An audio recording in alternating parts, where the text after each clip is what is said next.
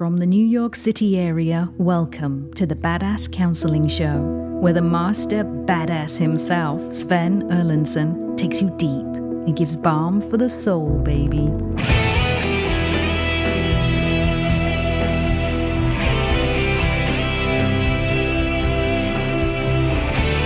Hi, guys.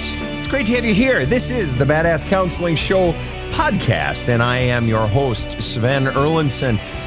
Whether you are tuning in from anything new, be it New Zealand, Newfoundland, New Amsterdam, New Brunswick, anything new, we welcome you, but we also welcome the old. We are an equal opportunity podcast.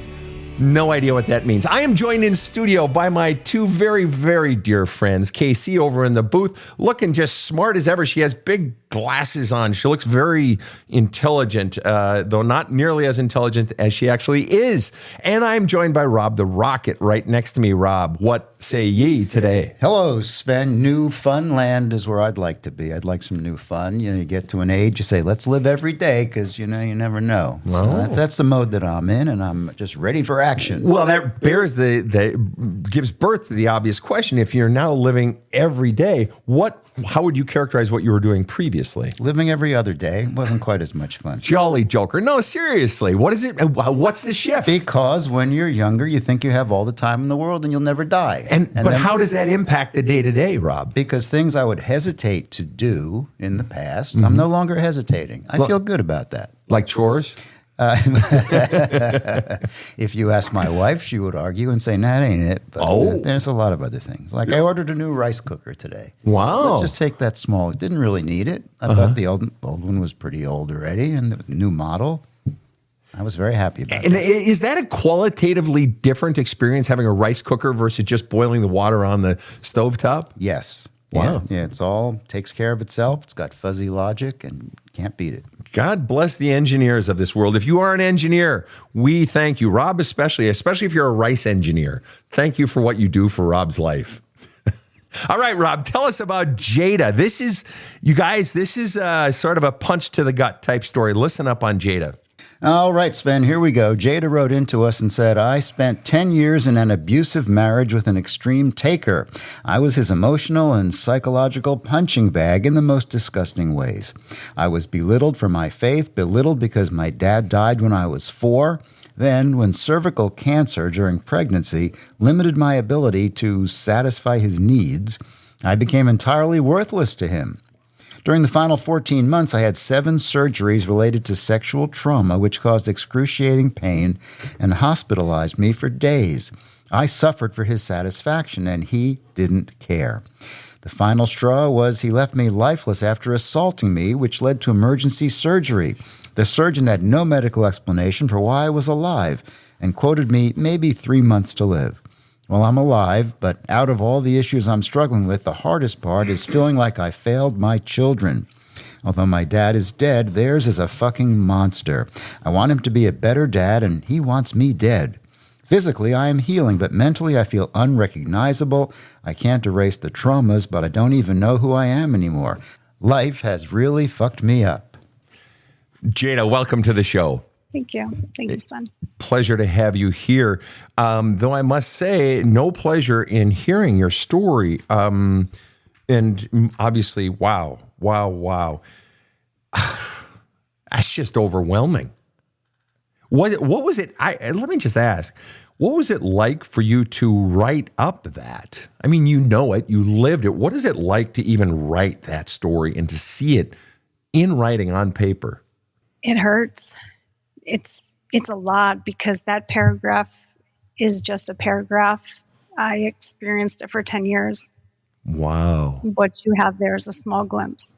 I can only imagine. And on the other hand, I can't even imagine, Jayda. So let me ask you this question to start.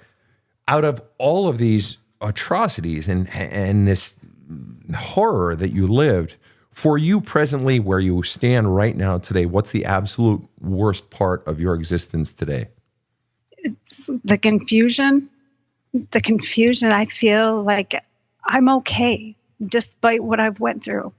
I'm okay. And I'm not seeking validation per se, but I feel like I've lost my purpose. And that's what I need to get back. Lost my purpose. Okay. Let me ask then, if you've lost it, what was it prior to losing it? I wanted to help people. I wanted to have a family, a dream, I guess, to have a big family and a purpose, be a mom.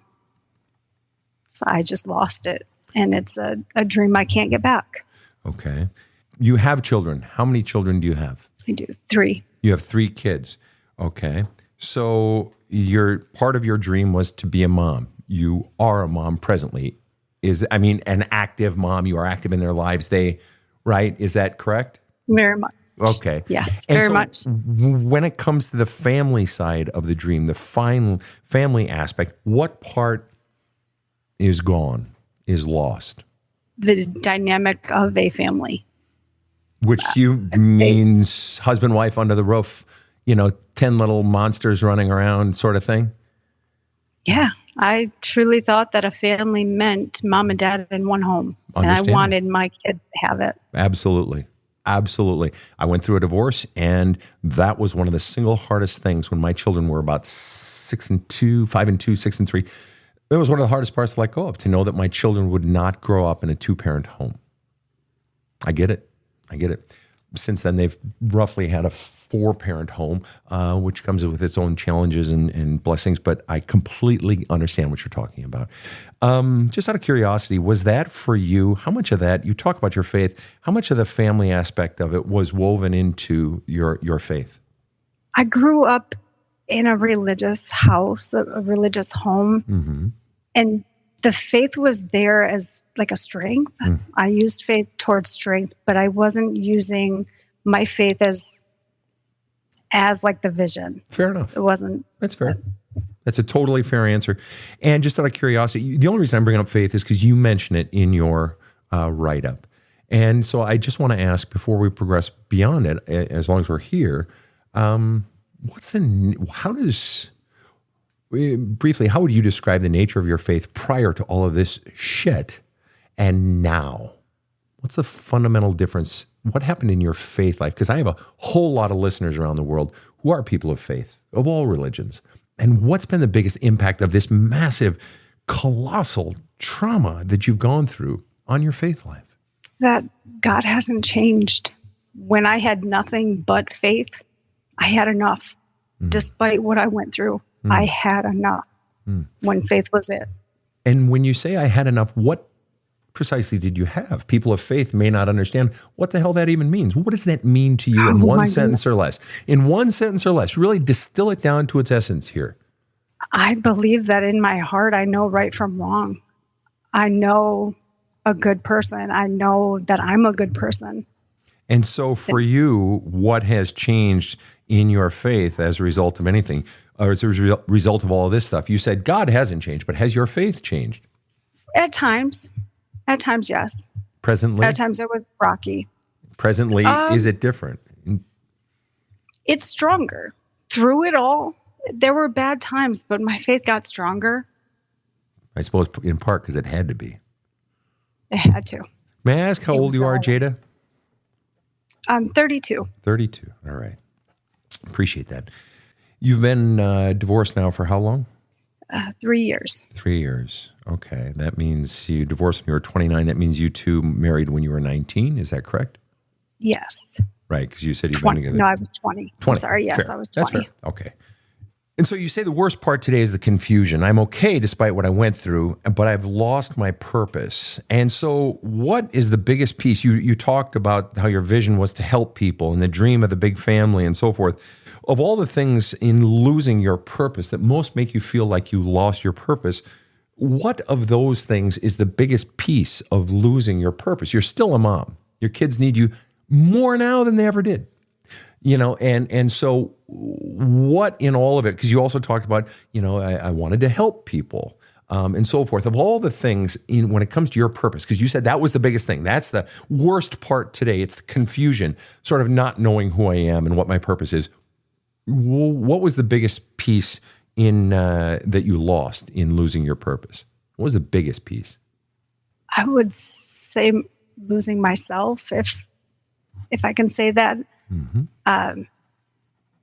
I was always the helper. I was always going above and beyond. And through the divorce, I was torn into shreds, and I was made to feel like nobody, less than nobody.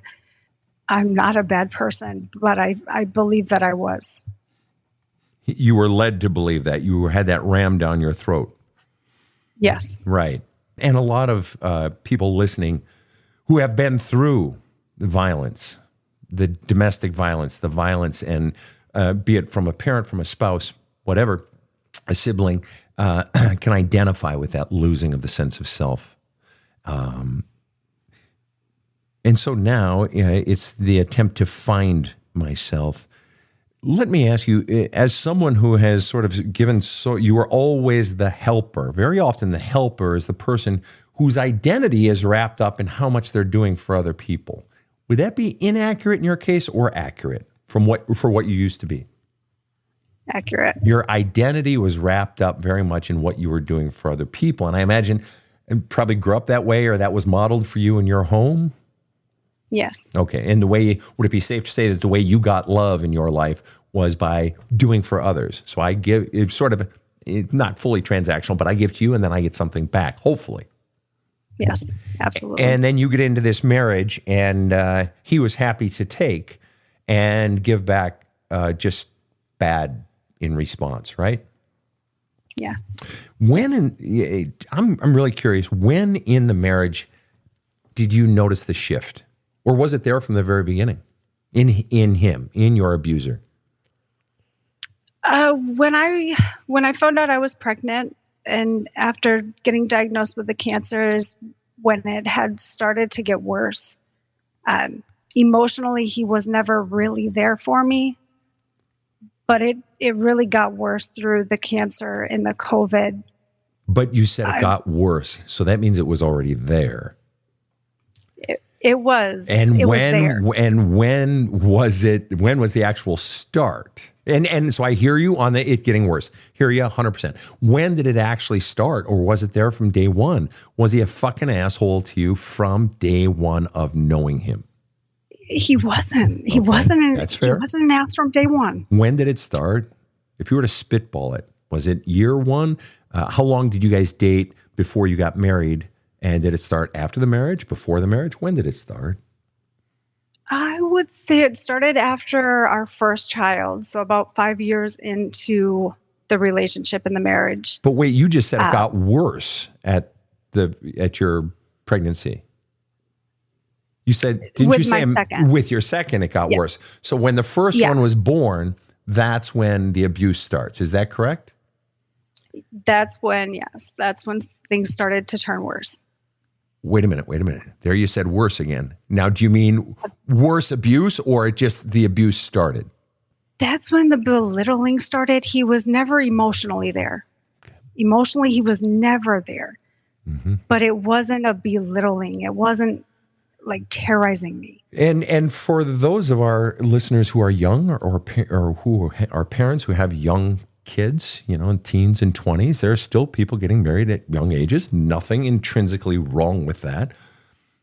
If he was never emotionally there, your words, never, what was the draw for you to this relationship? Why would somebody like yourself, good person, good morals, good values, just decent person, loving, clearly a giver, why would you be attracted to someone who didn't give emotionally?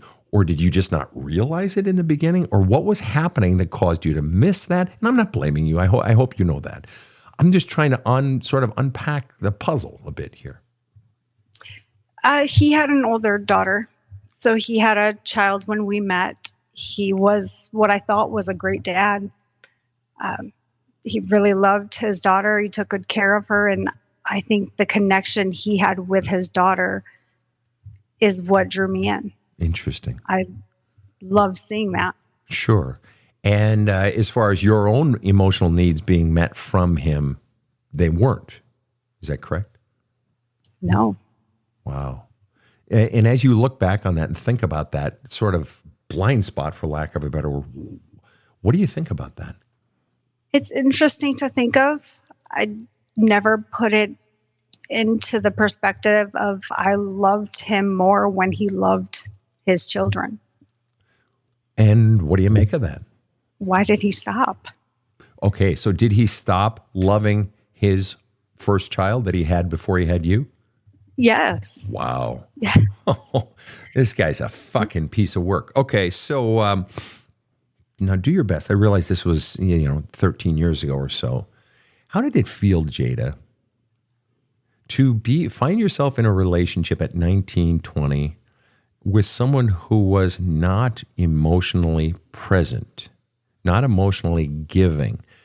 Was it disorienting? Or because you seem to imply, and I may be misreading it, so feel free to set me straight. Tell me to go fly a kite. I won't be offended. I just want to understand, because you seem to be saying that the nature of how he treated you didn't send up any red flags. It almost implies this for you in your experience was nothing out of the ordinary, almost like you were used to it. Used to being invisible. You grew up invisible? Yeah. And is that a new realization for you right now? It's not new, but it still hurts. And there's the crack in your voice. What are you feeling right now at the notion that you were invisible growing up? Give me a feeling word. What are you feeling right now? Angry. Most angry at whom? My mom. Why are you angry at your mom right now? We bring up the word invisible and you start feeling your voice cracks. There are tears. So that implies some sadness, or in some people, anger manifests as tears, or both. Why do you start feeling anger towards your mom when we bring up the idea of invisible, that you were invisible? Because I needed her. I needed her to protect me. I needed her to love me. I needed her there for me. Needed her love, protection, and there-ness. And presumably you didn't get any of that. She was there. She was a single mom. Because of my dad's passing, she worked a lot. But even when she wasn't working, she just didn't really have time to offer the love, the affection, the emotional needs. So I grew up not really having any. And did I hear you correctly? And you correct me if I'm wrong. She didn't have the time, the ability. Did I hear you correctly on that? Time. But you said she was home when she wasn't working. She was present. So she was home. So if she was home, how did she not have the time? There's always something to clean. So she had the time that she chose to spend on cleaning. Yeah. And so what do you think of that choice? You have time. You're working, a single mom, working. You have time at home, child there. Were you an only child? How many children? No. How many? No, I have a twin sister and 3 older siblings. Okay, so there are 5 kids. And no doubt there's a lot of cleaning to do, et cetera, blah, blah, blah. But in the end, she chose the cleaning. She chose the tasks over the child. And when you think about that, what do you think of that? What do you feel? What do you think? It hurts. What hurts the most? What hurts the most? I feel like I wasn't worth being loved. And isn't that fascinating? Isn't that fascinating that a mother chooses to do tasks which have to be done when you're raising a home, no doubt about it, but you have at least one child growing up feeling invisible and as a result feeling not worthy to be loved. So your mother made choices that led to you not feeling worthy, that you weren't worthy of love, when in fact, just out of curiosity, roughly, and you can lie about it if you want, but in the ballpark, what are the ages of your kids? Between 4 and 14. 4 and 14. 14, 9. Okay. And between 4 and 14, And is there anything that your 14-year-old could possibly do that would justify that child feeling like they are unworthy of being loved? No. Are there things that you could do to cause your 14-year-old to think that they're unlovable? To think, but they're not. No. You're right. Good call. That's right. They're not. But a parent, you, now a single mom, you could definitely do things, and you know it because you fucking lived it, correct? Right. Right. So if there was, and let me ask you, in your middle child and your 4-year-old, is there anything any of those two kids could possibly do that would reasonably justify them believing they suck so bad that they are not worthy of love? No. No way in heaven or hell, right? No. And never. And yet, you believed that I must be the problem. Mom can't be the problem. I must be the problem. As a child's brain would do. Do you believe that 7-year-old Jayda, 9-year-old Jayda, was so stinky, crappy, no good that she was unlovable? Do you believe that? No. Right. Let me ask you today, now I want you to really dig deep and be honest. What percent do you love you? I don't think I do. So 0%.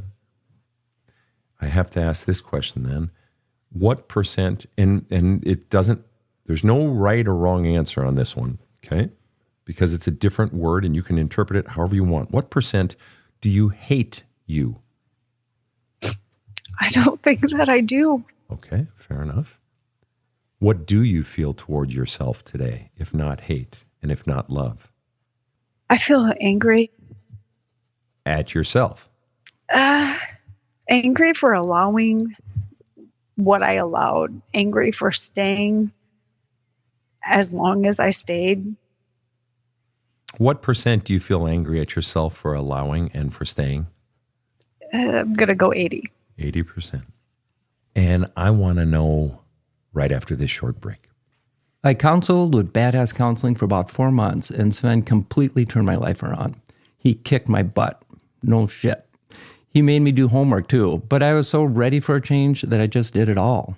I'm telling you, he changed my life. Thank you so much, Badass Counseling. This show provides soul counseling intended to entertain and inform and is not medical advice.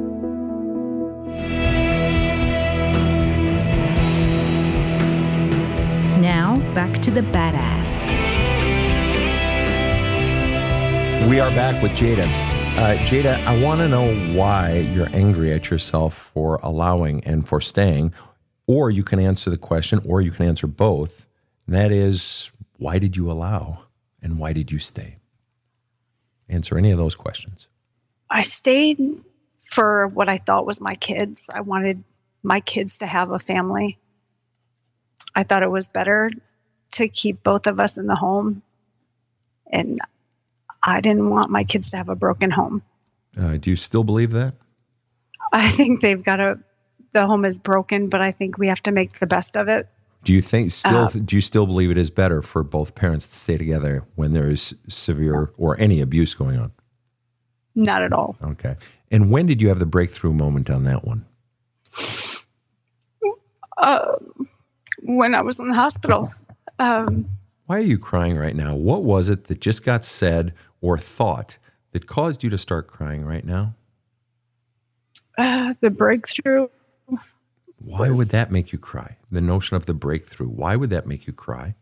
Just to put myself back in that spot and to see the people around me. What? And when you see those people around you, what do you see? I see my sister holding my hand, begging me to leave. Saying the next time it wouldn't be a hospital bed, it would be her fucking grave. And she couldn't live without me. Wow. What a beautiful, terrible thing to hear. Yeah. What was the fear that kept you in that relationship?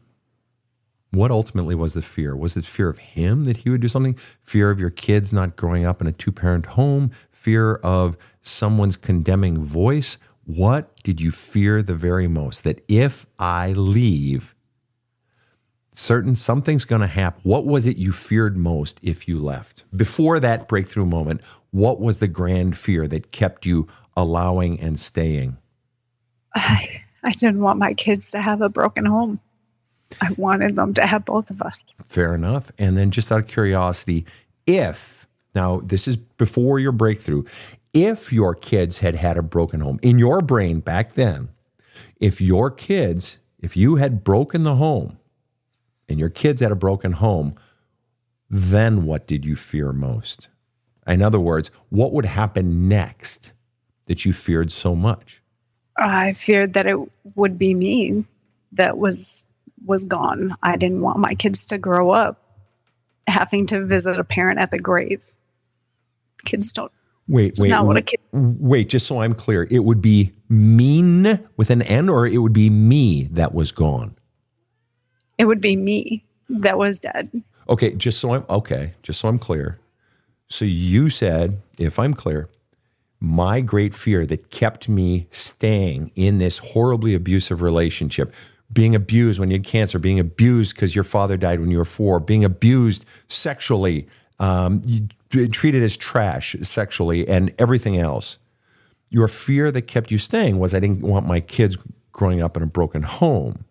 And I said, well, what would you fear if you broke the home, okay, and the kids are growing up in a broken home? What was the piece you feared most about that? And then you said, I feared me being dead. How would the home being broken lead to you being dead? That was the threat. If we separated, my life wouldn't continue. That so he said he would literally kill you. Yes. Okay, I missed that. Forgive me. Yeah. I'm a little slow. Okay. It was. So it wasn't then the fear of my kids growing up in a broken home. It was the fear of being killed. Which was the greater fear? I mean, those are two completely different things. It was both. My kids were safe. If we separated, then my kids were going to have to endure what I was feeling. And if I was there, then I could absorb the abuse for my kids. And were you absorbing the abuse for your kids? Or were they still abused? They've seen it. And looking back, they absolutely were. They were enduring it too. Okay. And you say looking back, so you didn't see it at the time that they were enduring it too, or you didn't want to see it? I think I didn't want to see it. Because that would mean what? They would see that their dad wasn't a good person. Oh, so just so I'm clear, you didn't want to see that they were being abused, because then that would mean admitting that they're seeing that their dad is a bad person. So you didn't want to consider the possibility. You couldn't even bear to think about the fact that they were seeing that their dad was a bad person. So by you sort of denying its existence, at least in your own head, you were protecting him. Yeah. But why? What do you mean, why? I don't understand how he can put me through a living hell and I'm still protecting him. Why? Well, let me ask you this. And you just actually, it's funny, you just said that. If he's putting me through a living hell, why am I still protecting him? You said all of that in the present tense, as if it's happening today. You didn't say, if he was putting me through, why was I still protecting him? You actually said it in the present tense. Let me ask you, do you still protect him? I don't protect him. I protect his image by not telling my kids. Right, but that's protecting him. I mean, let's be honest. And so let me ask, why are you still protecting his image? What's the fear driving the behavior? The truth, my kids seeing, my kids realizing it, and having a dad that is alive, but he doesn't want to be their dad. He doesn't want to do what a dad is supposed to do. And why don't you want them to see that? Though they're likely at between 4 and 14. If you got one who's 14 and one somewhere in the middle of that, they're seeing it. They know it. And the 4-year-old, whether that 4-year-old can articulate it or not, that 4-year-old is feeling it for sure as shit. But the question is, why don't you want them to see it in theory? I think it's because I didn't want to believe that it was possible. I think it roots back to myself. I didn't see a dad after the age of 4. So I wanted them to see what I couldn't have. It's like, you wanted them to have what you didn't have. Yes. But you said, I wanted them to see what I didn't have. And you're putting in effort to create a vision of what they are seeing, even though that vision is patently false. Forgive me. You're fundamentally lying to your fucking kids. And I'm not trying to be a dick here, but it's fascinating that you are trying to create a story that makes him look good so that they won't have to go through what you went through. Right? Yeah. But in some ways, you are telling them a story that they are not experiencing. So the story they're getting from mom, and you correct me on this. If I'm wrong on any of this, it's okay to say, it's not quite that, Sven. And you actually did correct me earlier. So I know you will if I'm wrong. Okay, that's good. You're fundamentally telling them one thing. Their ears are hearing one thing from you, but their experience is something fucking different. Is that accurate or inaccurate? Accurate. So therefore, that you are teaching them to not trust their own inner voice, to not trust their own experience. You want to know why? Because they trust you more than anybody on God's green earth, because you're the most loving person in their life, not because you're the biological mother. We saw what your biological mother was like, but they've got the person they trust the most in their entire life. Okay. And she is telling them something that is different from their experience. Well, mom must be right. Dad must be a good guy. And therefore, you are defining a good guy as the way they are being treated. Therefore, it's reasonable to assume that your daughter, if you have a daughter, when she gets to be a teenager or in her 20s, a good guy is going to be defined as somebody who blows her off, isn't emotionally available, doesn't want her, and rejects her. Now, I know that's not what you want, is it? No. What's going on inside of you right now as I lay it out that way? Anger. At him for not being better. Are you angry at anybody else anymore? Because I'm thinking, based on what you said earlier, I'm wondering how much of your anger is at yourself in all of this. Because you seem like you are blaming yourself for all sorts of shit. Yeah, I do. What do you blame yourself for most? Well, you said allowing and staying, and yet you were trapped. Somebody told you they would literally kill you if you left. Yeah. Let's just say you have a daughter, and I'm just choosing it because it's the same gender as you. Let's say you have a daughter, and when she's 18, she moves out of the house and moves in with her boyfriend, let's say. It could be a girlfriend, could be a they friend, whatever. And is in this relationship, and you know the signs well enough yourself. And your daughter is staying, and you know she's being abused. And she says, Mom, I'm fine. Mom, I'm fine. And she chooses to stay. And she blames herself. She gets mad at herself. Would you believe that she is justified in being mad at herself? Oh, I would go get her. I would never. Understood. But on the anger thing, understandable. But on the anger thing, she's mad at herself. Are you okay with that? No, I'm mad at myself. Well, no, fine. No, I'm talking about your daughter in this case. Why wouldn't you be mad at her? She's the victim of abuse, just like you were. You're mad at yourself. But no, she's not justified in being mad at herself. How come you get to be mad at yourself, but she doesn't get to be mad at herself? Fair. Right. You do understand, right, that you are a victim. Yeah. You get that, right? I mean, that's as clear a definition of victim as there ever was. And I know you get it intellectually. This guy is I don't even need to say it, but I'm going to say it. I speak for every single person listening to this show when I say your ex-husband, absolute, unequivocal piece of shit. I mean, what the fuck? I had 7 surgeries related to sexual trauma, which caused excruciating pain and hospitalized me for days. I suffered for his satisfaction, and he didn't care. ! The final straw was he left me lifeless after assaulting me, which led to emergency surgery. Earlier, you say you were his emotional and psychological punching bag in the most disgusting ways. Belittled for my faith. Belittled because my dad died when I was 4. What the fuck is that? Well, who even does that? Then when cervical cancer during pregnancy limited my ability to satisfy his needs, I became entirely worthless to him. He's a piece of shit. Sorry. Just is.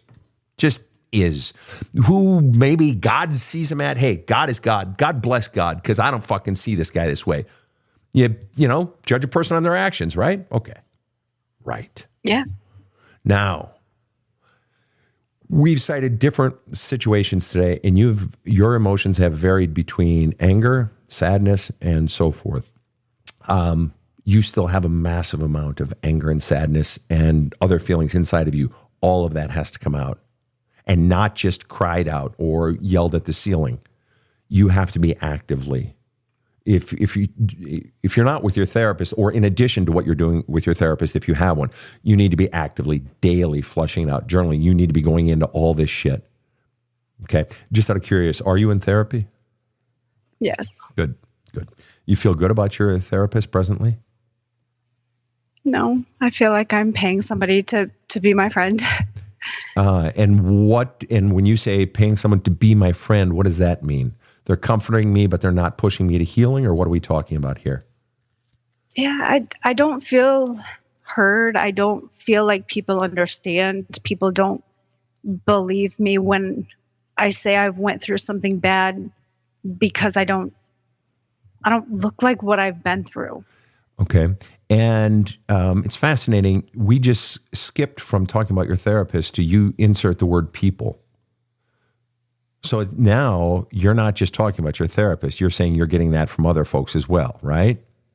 But most tragically, you're getting that message from your fucking therapist. Your therapist doesn't believe you. Your therapist doesn't understand.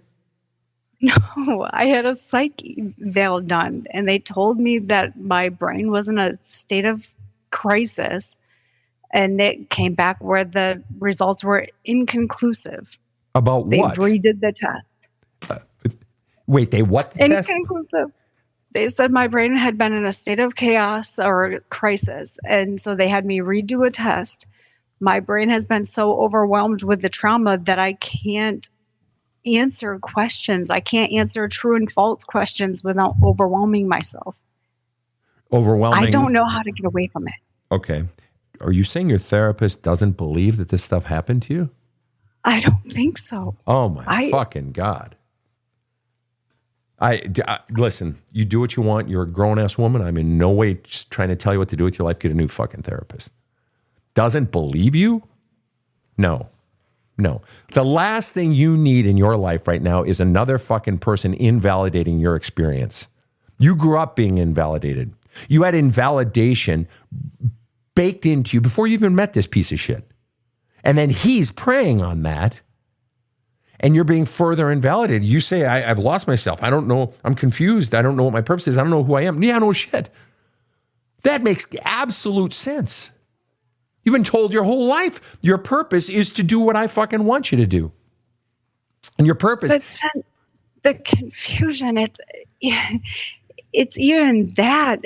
It's all of the things that I've went through, and it's overwhelming, and I don't know how to process any thoughts, and all of these things that he's done that I had to live through, that I've experienced. I'm angry, and rightfully so. Hell yes. I didn't deserve to be put in the pain that I was put in, and fucking A right. And what? Like, I'm Keep sick going. of proving myself. I shouldn't have to prove myself to anybody. I shouldn't have to prove that he was leaving me dead on a floor. I shouldn't have to prove that to the courts to protect my kids, but I do. You're fucking A right. I do. That's right. On all those points, you shouldn't have to. I fucking A 100% agree with you. And to every person listening, let this be a fucking lesson of how you don't treat someone who's a victim. You don't just doubt their fucking story, or she must be fucked in the head, or he's full of shit. He's a, whatever. He wasn't abused. No. You're right. You shouldn't have to. Now, unfortunately, with the courts, that's the fucking ball game you got to play to get shit done. Sucks ass. I agree. But you, in that one field, you have to play ball, unfortunately. And I hope you have a good lawyer. Yeah. Good. Yes. Good. A pit bull is helpful now and then. A Doberman, nice to have a Doberman, right, in a suit. But that raises a question I want to ask you, and that is, you're sharing it with people. Do you have anyone who fucking believes you and understands and just is on your side and just believes you and is, a rock in that regard? Do you have anyone on your side? My family's been there. They've seen it. Mm-hmm. They know what I went through. They've had to get my kids when I end up in a hospital. My family they have been there in a distance. So they know firsthand. And it's like they believe it, but they don't care. And if they cared, they would do what above all else? What would be different? What would they do differently above all else? What are you most wanting from them? I want them to know that I'm not okay, and I want them to listen. Like when I tell them that I'm not okay, I don't want to hear that it's been years and get over it. Wow. No. Please tell me no one has fucking either said that or implied that. Please tell. But obviously you're saying they do, and they have. You poor thing. To be told that it's been years, get over it? Fuck you. The fuck do you know about abuse? The fuck do you know about domestic violence if you say, oh, just get over it? Fuck you. That's just garbage. And don't listen to that shit. There's no date of expiration on grieving, especially when it comes to this. 0. You grieve as long as you need to grieve. You rage as long as you need to fucking rage. You tell the stories as long as you need to tell the stories. Curious, are you in, have you been in, would you consider being in a group such as women victims of domestic violence or something along those lines? I've not been in a group. I did work closely with the Safe Center when I was going through the divorce to get out of my house. Good. I would encourage you to do that because no one is ever going to understand like a group of people who have gone through the exact same fucking thing. No one will ever be that warm shoulder, that understanding gaze, that middle of the night, they'll take your phone call. I strongly recommend that. And there are, you can go through the Safe Center. There's NAMI.org. Your therapist will certainly have, oh Christ, I hope your therapist would have resources in that regard. I would recommend that. So then it sounds like where we are at in terms of your walk in the world at this moment is you're alone. When it comes to the notion of you, your grief, your internal shit, not necessarily you're alone in terms of like taking care of the kids. It sounds like your family helps out somewhat, now and then, or you have friends or whatever. But in terms of your internal shit, you're on your own. Is that accurate or inaccurate? Accurate. Okay. Here's what I'm going to tell you. A couple of things. 1, get a new therapist. You do what you want. This is just my recommendation. 2, you have a choice. And also, 2, get into a fucking women's group. Do what you want or whatever the group is, but some group specifically related to abuse, sexual violence, domestic violence. Okay, there are great resources out there. And there are great therapists out there, by the way. Or maybe it's a clergy person, whatever. There are great people at this. But then the third thing, unfortunately, and this sucks to hear, but you're confronted with a choice. And the choice is fundamentally, after you found a new therapist, or in addition to looking for a new therapist, in addition to finding a group, do I choose to do it alone or keep waiting and hoping someone's going to come and help me? Because I believe you can do a lot of this alone, and it sucks. It sucks. I was in a 12-year suicidal depression. I was not the victim of what you had in your home growing up, And I was the subject of domestic violence, but nowhere near what you went through. So I'm not presuming to know your situation. Please hear me speaking very respectfully of your situation. Nonetheless, a whole lot of that pain can be alleviated in addition to the bullshit beliefs you've been taught about yourself. And it requires a commitment. Because the simple fact of the matter is, all that pain, all that rage, all the bullshit beliefs you've been taught to believe about yourself are infecting your children. You have an obligation to them, but even more so, you have an obligation to yourself. But just like your mother had an obligation to you, and she fucked that one off, you're not gonna fuck that off. I want to know, totally going back to where we were, I want to know, what is it you're still... No. I want to know this. In your relationship, you're still in that marriage with a man. You were in that marriage with that subhuman, whatever he was. If you had, apart from his threats of killing you, which is totally legit, it would terrify any person, but especially a woman in a relationship with a psycho like this guy, okay? When you were in that situation and you thought about the idea of leaving, which I'm sure ran through your head 100 times a day, at some point, did you ever wonder, what would mom think if I did? No. Okay. What did mom say all those years you were being abused? My mom, she encouraged it. She did not want, marriage was marriage. So you're supposed to live, together after you get married. That was ideal for her. So she really wanted the marriage to happen. She didn't want to see the divorce happen until it got to the point that it did.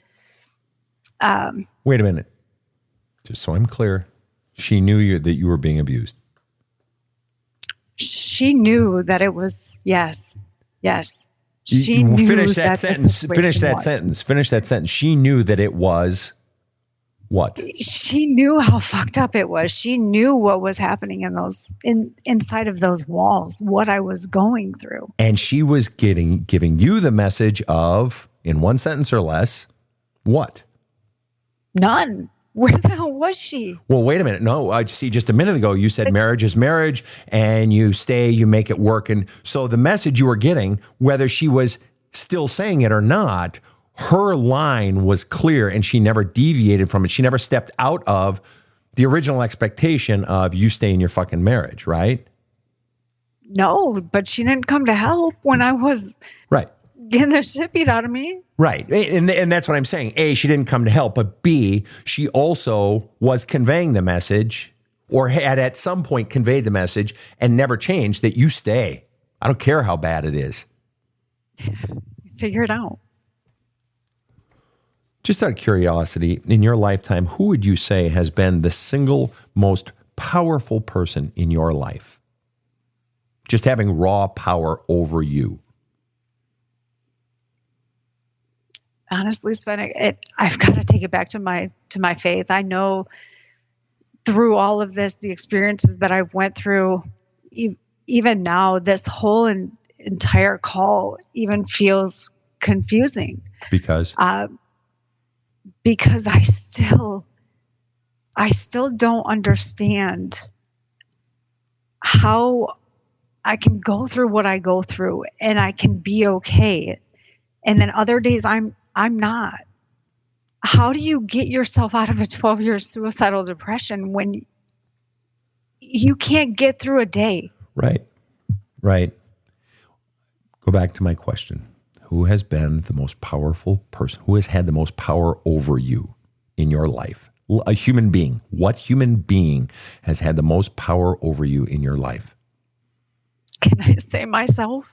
No, you can't. You can't. Because you just told me that you're mad at yourself for staying and for allowing. In other words, you were going against your own, and I want to know why you were going against your own best interests and your kid's best interest. What I'm getting at is, what I'm offering is this. Actually, I'm going to ask one question before I answer that. And that is this. What do you still want from your mom? I want her to care. I want her to care. And if your mother cared, then what? I want her to understand. I want to have like the nurturing that I deserved as a kid and still never got.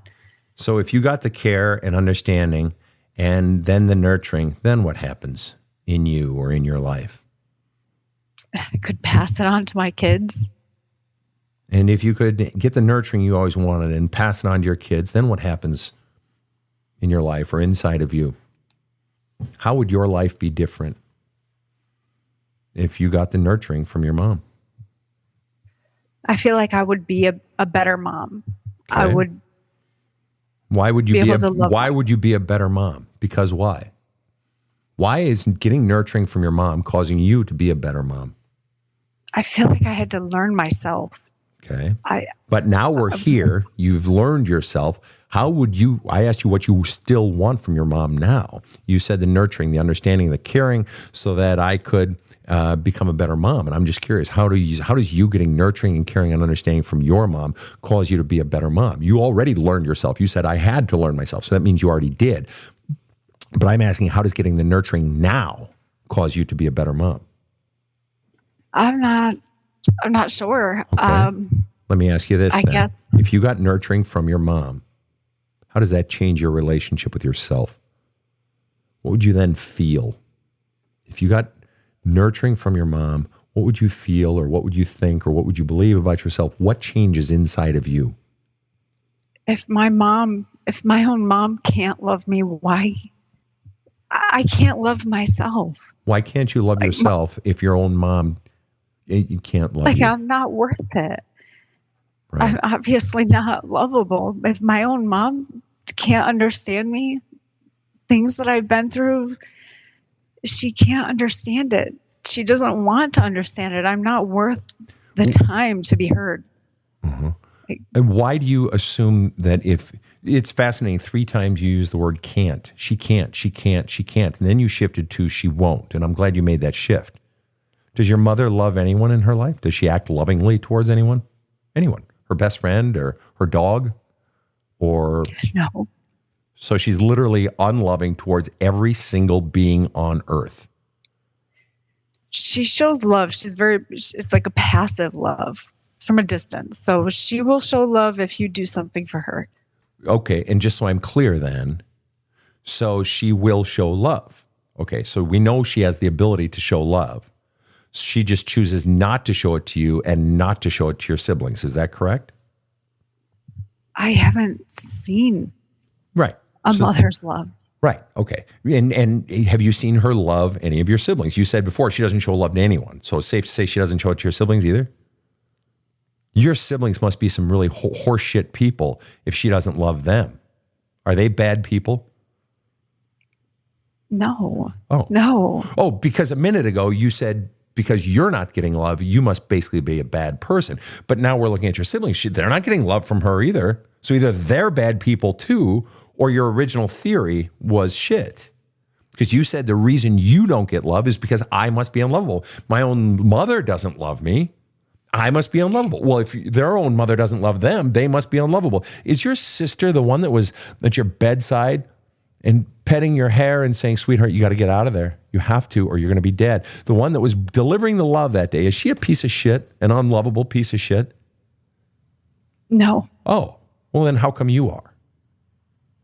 Now, here's what happens. Here's what happens when a child is born. You may have heard me say this on the show before, but I'm going to say it again. When a child is born, the child believes, whether it's at 1 or 2 or 3, I don't know where the hell it comes from. It just happens. The child believes, mom and dad are good. Mom and dad love me. Therefore, if I'm not getting love, I must be the problem because they love me and they're good. Let me ask you this question. What % was your mother a good mom? Be honest. 90. Wait, I'm sorry, what? She didn't love you, she didn't protect you, and she wasn't there for you. And she was 90% a good mom? I think she tried. Great. I mean, you try to win the Olympics. If you take 32nd place, you don't get a gold medal. You don't even get a bronze No. medal. Okay, she tried. That doesn't, you can try at something and still fail. What percent of your mom's parenting have you used and deliberately used in the parenting of your own children? None. So if she's such a grand fucking mom, how come you didn't use her parenting techniques in the parenting of your own children? You literally just said, I use 0% of her parenting. If she were a 90% good parenting, fucking hell, you'd use at least, 90% of her parenting, even 60% of her parenting, and you use 0. There's one thing I do use. There is. What's that? And, it takes us all the way back to the start when I said that through all of it all, I've always had faith. Great. That is the only thing that stayed consistent. Fantastic. So one thing out of all the things, and I'm not denying the importance of faith, Cripes, we've been talking about it. I'm a former clergyman. Got it. One thing. She didn't love you. She didn't protect you. She still wasn't protecting you, even in your marriage when her own daughter is being abused. I asked you what you'd do for your daughter. You said, I'd grab by the scruff of the neck and I'd drag her ass out of there. You didn't say that. I said that, but you said you'd get her the hell out of there. You told me of all of the things your mother did in parenting, you do one thing, and now you're trying to tell me she was 90% a good parent. No. What percent was your mom a good parent? I can't say that she wasn't a good parent. Why can't you say that? If you're using 0%, or let's say 5% of her parenting, how can you even reasonably make the argument that she was a good parent? Because it sure sounds to me like you're protecting your mom at the expense of the truth. It's like you so want something from your mom that you can't bear to look at the truth. And so it's easier to blame you. It's easier to be angry at yourself. I must be a piece of shit. No, I'm sorry. Unless I'm missing something here, and to my producers, to anyone, if I'm fucking missing something here, somebody fucking tell me. But if you're using literally none of her parenting except faith, which is great, God, that's good. That's good. But if that's it, you said in the beginning she didn't love me, she didn't protect me, and she wasn't there for me, even though she was there. She chose to clean instead of give love and protection to her own children. And you're an abusive fucking marriage, horribly abusive marriage. And she's saying, gotta stay, sugar. You gotta stay, because marriage is marriage. And you refuse to say that that was basically horseshit parenting, even though you do the exact opposite with your own daughter.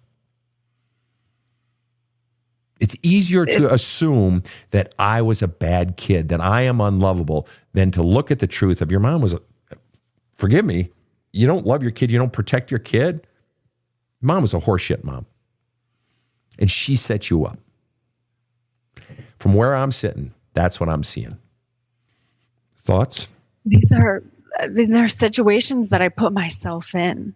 So I think I'm angry at myself. I can't be angry at my mom for these situations. You can't be angry at your mom. What is the responsibility? Let me ask you, when you got married, did the pastor, presumably a church wedding, accurate? Okay. Yes. Did the pastor, do you recall, was there any sort of expectation that the community would support the married couple, be a supportive presence and love them and be kind to them? Is that sort of implicit in having a faith wedding? Honestly, Sven, I don't remember. Fair enough. Listen, I'm just going to tell it to you straight. You walked into a relationship, already invisible. You said it yourself. I was raised invisible, and we know it's true because you started fucking crying when you said it. You were raised to be invisible. In other words, you didn't matter. You didn't exist. The only way you exist or got love, you said it yourself. If you're doing something for mom, basically, then she'll get you some love. Right. So in other words, you, in and of yourself, you don't matter. You don't exist. Who gives a shit? I don't care. Unless you're doing something for me. That was your conditioning. You want to know why you didn't see any of the red flags with your husband? Your boyfriend become husband at 19, 20, 24, 26. Do you want to know why? Because you were conditioned to believe there were no red flags. You were conditioned that this is normal and this is good, to the point where even now at age 32, you are still defending the person who taught you that. That's how much power your mother had over you. It was a setup. Now, am I saying your husband is off the hook? Oh, no fucking way. No fucking way. What was done to you was heinous. And anybody who says, oh, I don't know if that really happened or you need to get over it can go fuck themselves. But you were set up. You were set up, kid. And anybody who's been in a domestic violence situation knows when other people say, oh, you should just get out. Yeah, it ain't that fucking easy. And not only because, he was threatening death, but you've got the pressure of all the voices of your past weighing down on you, saying you must be a bad wife if you're not staying in your marriage. Now, you didn't actually use those words, but that was implied in your mother's messages to you, wasn't it? Bad wife. Bad mom. That's right. That's right. You think that was you staying in that marriage? That wasn't you staying in that marriage. That was that oppressive belief system that you were taught. And if you don't do what mom expects, you're a bad wife and you're a bad mom. And then you had the fucking epiphany. No, a bad mom is staying. Yeah. Right. Yeah. And which you then use as an opportunity to beat yourself up for all the years you did stay, right? Yeah. Yeah. It destroyed me. My brain has lost everything. Well, I'm telling you, my memories, my thoughts, everything. All right, Jayda. I'm going to tell you right now. I know it feels that way. Your brain is functioning well. You have an excellent memory, and you're going to heal from this. And it's going to be hard, but it doesn't have to take forever, Jayda. You can heal from this. And I know you're scared, and I know you're confused. And Jayda, I don't literally ever do this, but I'd like the opportunity to have an hour with you, no charge. After session, we'll set something up. All right? I'm not going to charge you for it. And we'll take some more time to talk because I'd really like to continue this conversation because you're not getting help, and I want to help you. Is that okay? Thank you. I really appreciate that. Yeah. And I would have liked to make more progress today, but this was just so complex. And you've just basically had a whole lot of people do a whole fuck show on your brain, causing you to distrust yourself and doubt yourself and hurt yourself. And I can't have that. I can't have that. It's bullshit. And we're going to begin to be selective in who we tell your story to. It sucks that you would have to be judicious and have to protect your story, but you have to protect your story because that story is you. It is your truth. And you have a responsibility to protect it. It is your truth, isn't it? It is. And my truth, it just seems like it just keeps getting shoved down. Like the things that I went through, they do matter. Fucking A right. They do. Fucking A right. Yes, they do. You got out of there, Mom. You got out. And that's a motherfucking victory. And you're going to heal. And you're going to heal. And you love your kids. You've already said you are doing and are going to do totally different by your kids. You are. You already are. You're already a better mom than your mom was. And you're going to be even better. But not just for the kids, but for you. Kiddo, you have so much life ahead. You have so much. I know it doesn't feel like it right now. But I know. You are the exact same age I was when I was going through that suicidal depression. I get it. But this healing does not have to take forever. We're going to do it, okay? I'm going to help you out, okay? I appreciate it. You bet, kid. We'll do it. We'll do it. Yeah, because this is it. But there's life has definitely thrown me through the ringer. Yep. And people come out of the ringer so much stronger after we do the work. I'm going to help you become stronger, okay? We're going to get you all set up. We're going to help you. We're going to get you all set up and get you going in the right direction. Any final question or questions you want to ask me before we say goodnight? I don't want to be angry at my mom. I want to be angry. I want to be angry about what happened, and I don't want to be angry at her. Why don't you want to be angry at your mom? She's all I had. Had or have? Have. She's alive. She's around. She's not very close to me, but she's my mom. Let me ask you this. If one of your son, I don't know how many you have, and you don't need to be specific. If your son has feelings inside of him, and then he says, but, I don't want to feel sad, Mom. Would you tell him, well, then don't be sad? Or would you tell him something else? I would tell him, don't be sad, but let's fix it. But what if he is sad? If your son is sad, let's say that his father's not there for him, would you tell him, no, you shouldn't be sad? Or would you say, no? What would you say? It's okay to feel sad. It's okay to feel it's sad. Okay. It's okay. Yeah, exactly. You say, I don't want to be angry at my mom, but I guess my question to you is, what if deep down you actually are? Like with losing my dad at such a young age, like it feels like I had to grieve him at so many different ages. Mm-hmm. And now at 32, when I look back, I feel like I'm having to grieve my mom. And you're having to grieve your mom what? I mean, she's still here. But it's like But what? Why are you grieving if she's still here? Because what? It almost feels like an abandon. Oh, almost. That's exactly what it is. You're alone. It's like one is dead and one is gone. Yep. And I just need someone. That's right. That's right. And you feel all alone. And in a way, you felt all alone your whole life. Yeah. That's right. And all I'm saying is, if your authentic self is those feelings, I know you don't want to be angry at your mom, and you can heal without ever having any conversation with her about any of it. But that doesn't change the fact that if you have authentic feelings, those authentic feelings need to come out. They don't have to come out at her if you don't want. That's fine.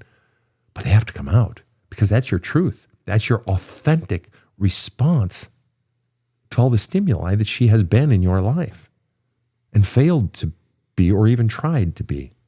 Those are your real feelings. That's your authentic self. That anger, that sadness, that disappointment, that frustration, that rage, that's just regarding mom. All of that is authentic. You turning those on yourself because you don't want to be mad at her, that's you abusing yourself to protect her. That's you abusing yourself because you don't want to lose her. I don't want to feel alone, but you already feel alone. The way you feel less alone is by honoring your sense of self, honoring your authentic feelings. Jayda, we're going to get your information after the show and so forth because I'm going to reach out to you, okay? And I want, like I said, I want us to have a little bit of time together.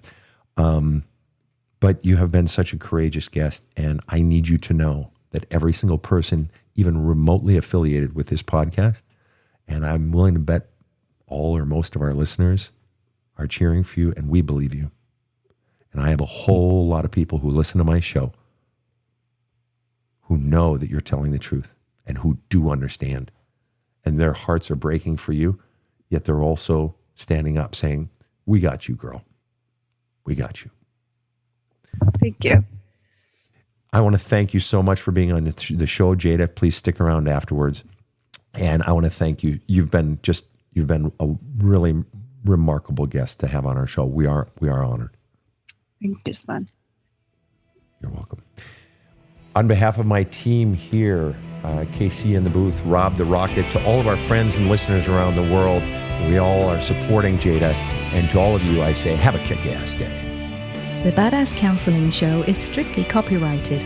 No copies may be made without the express written consent of the Badass Counseling Show, LLC. The Badass Counseling Show is produced by Karen Camparelli and Robert H. Friedman.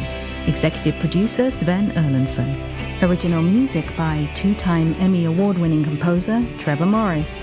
Have a kick-ass day.